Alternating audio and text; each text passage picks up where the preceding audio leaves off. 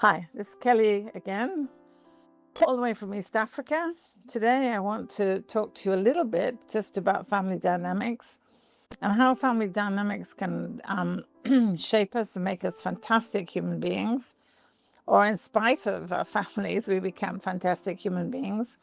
And at the same time, maybe holding on to pain and hurt within our families holds us back, even holds us back from having a loving and wonderful relationship with our families. It's true that in almost all families there is a simmering underlying pain that quietly lives inside all of us.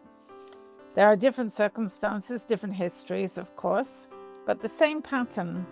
Moments of pain that get held onto, repeated, and slowly shaped into fixed narratives about one another, which of course has an element of truth, but not the whole truth. I would argue that pain is always rooted somewhere in the family. It's the pain we feel in our childhood that has the potential to mark us and make us vulnerable to similar pain patterns when we grow up, or worse, make us seek similar pain patterns throughout our adult life. And its origin, whether intentional or not, can only come from family and childhood experiences and further shaped by what we do in our early adult life. I always remember when I felt that first feeling of abandonment from my father. It was Singapore, and I was 5 years old. My father had said he would take me to the yacht club, and oh boy, was I looking forward to the yacht club. For days, I talked to my mom, I talked to everybody. I'm going to the yacht club on Saturday. I was so happy. And then on the appointed day, I did something that my dad was not happy with. And as a punishment, he told me he wouldn't take me to the club.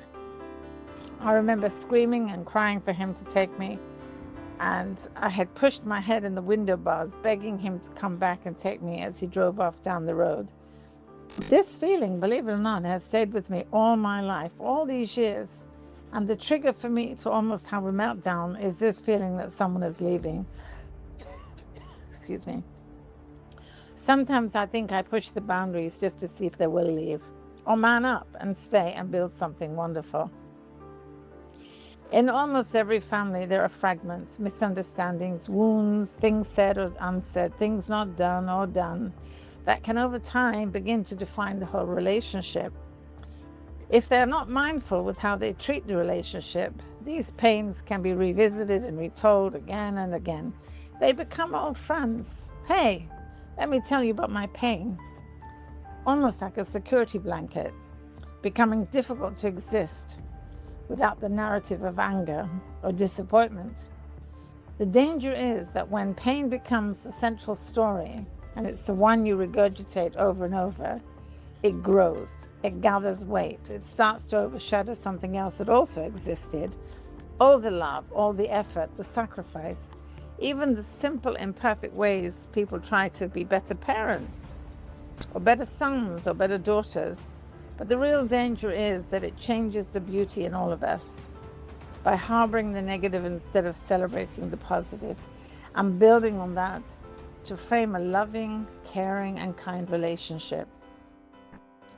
As we all know, our adult pain, of course, it has its genesis in the family.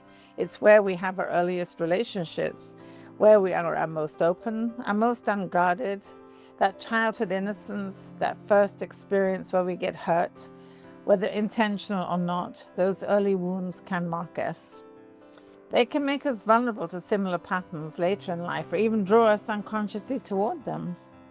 What begins as a moment becomes a pattern. What begins as pain can become identity. And yet, even in saying this, it's important to remember, families are not simply the source of pain. They're also the place where love first lived. Beautiful memories, even if imperfectly expressed, are still with us. It's those beautiful memories that, if drawn on, will provide the healing, and they will become bigger than the pain.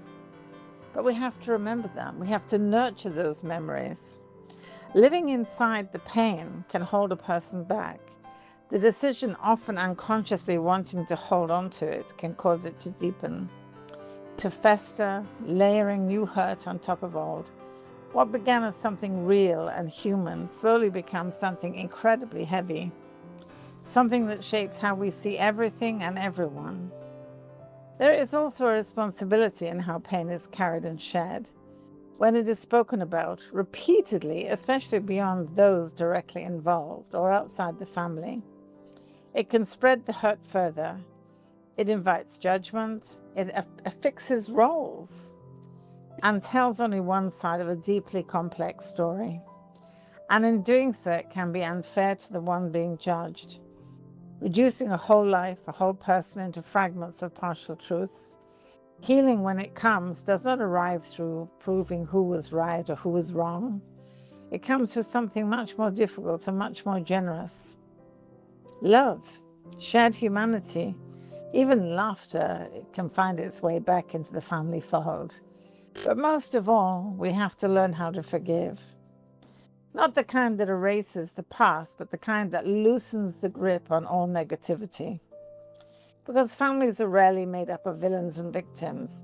More often, they're made up of people, who are doing their best, the best that they could with what they have at the time. Sometimes falling short, sometimes causing hurt, but this is not the sum total of who these people are or who we are. Wholeness doesn't come from perfect histories. It comes from choosing, at some point, not to let the pain be the only story we tell. It comes from allowing space for a fuller truth, one that holds the hurt and the love. And in the newly recognized space of our family, we can slowly build something softer, something kinder and more loving, which becomes the enabler for us to progress and create.